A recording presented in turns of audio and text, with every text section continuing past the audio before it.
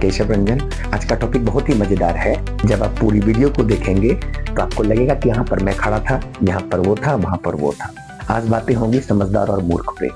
समझदार और मूर्ख में वही अंतर है जो जानवर और इंसान में है, सेम। ये कॉमन डिफरेंस है, थोड़ा सा सोच का, नजरिया का, बुद्धि का।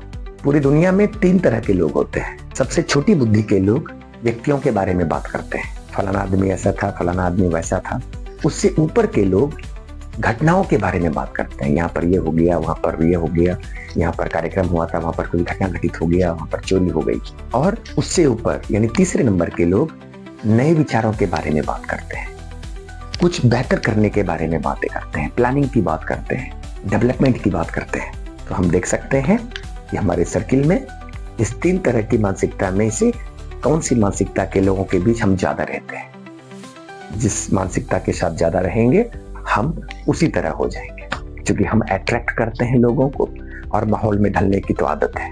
यदि व्यक्तियों की बात हो रही है तो कमोबेश सभी लोग व्यक्तियों के बारे में बात करते हैं, लेकिन यदि बातें सिर्फ और सिर्फ नेगेटिव हो रही है, उसका नकारात्मक पक्ष हम देख रहे हैं, तो ये गलत है।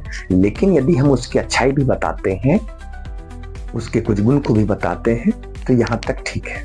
मतलब थोड़ी बहुत बातचीत तो सभी करते हैं, लेकिन सिर्फ यदि नेगेटिव बातें हो रही हैं तो गलत है। लेकिन किसी व्यक्ति की रुचि यदि लगातार नेगेटिव बातें करने की है, बुरा भला कहने का है, तो इसका मतलब है कि वह व्यक्ति हल्के चरित्र का है, छोटी बुद्धि का है।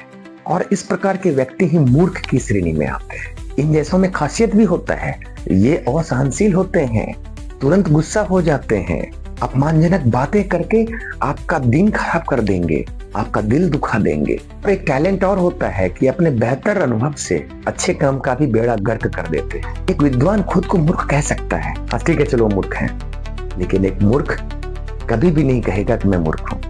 ये भी टैलेंट है। इन्हें लगता है कि मैं सब कुछ जानता हूँ, आई नो एवरीथिंग। बात का बतंगड़ बनाएंगे, लंबी लंबी छोड़ेंगे, चापलूसी भी करेंगे, और कहीं पर भी अच्छे बात पर डिस्कशन हो रहा है, वाद विवाद हो रहा है, वहां पर ये एंट्री करते हैं और फिर उस तर्क वितर्क को झगड़े में तब्दील करा देते हैं अपने विशेष अनुभव से, अपने विशेष टैलेंट से। यानी अच्छे काम को बिगाड़ना ये मूर्खों की परंपरा है। और ऐसे लोग हमेशा ताक में रहते हैं कि कब मौका मिले तो सामने वाले से मैं झगड़ लूं। यहाँ पर समझदार क्या करता है, वो परहेज कर लेता है, और मूर्ख को लगता है कि अमुक आदमी डर गया। बात बात में गाली बक देना, बात बात में झगड़े करना और किन्हीं का दिल दुखा देना। अब यहाँ पर एक प्रॉब्लम हम लोग फेस करते हैं कि वो तो बैठा रहता है कि मैं अमुक आदमी से झगड़ा करूंगा, लेकिन बहस हो जाती है और यदि हम भी शामिल हो जाते हैं तो उसका तो दिन खराब नहीं होता है, वो तो हैप्पी होकर के चला गया, उसने अपना भड़ास निकाल दिया, वो झगड़ा कर लिया है। लेकिन हमारा आपका दिन खराब हो जाता है, सोचते रहते हैं यार क्यों झगड़ा हो गया, हम लोग तनाव में चले जाते हैं। तो क्या ऐसे लोगों के साथ रिश्ते रखने चाहिए? ऐसे लोगों के साथ टाइम स्पेंड करना चाहिए? नहीं, ऐसे तो बहुत सारा परिभाषा है समझदार और मूर्खों पे। आप ऐसे समझ सकते हैं, हम लोग सड़क से जा रहे हैं और ट्रैफिक लगा हुआ है, जाम लगा हुआ है, और पीछे में कोई भी वाहन हो, ट्रक हो, कार हो, बाइक हो, लगातार हॉर्न दबा रहा है। आप समझ सकते हैं वो किस मेंटालिटी का है, समझदार है या मूर्ख है। सड़क पार करते समय कोई सामने से आ जाता है और हमारे मुंह से जो शुद्ध भाषा निकलता है, तो हम किस मेंटालिटी के हो सकते हैं। ये छोटा सा उदाहरण था।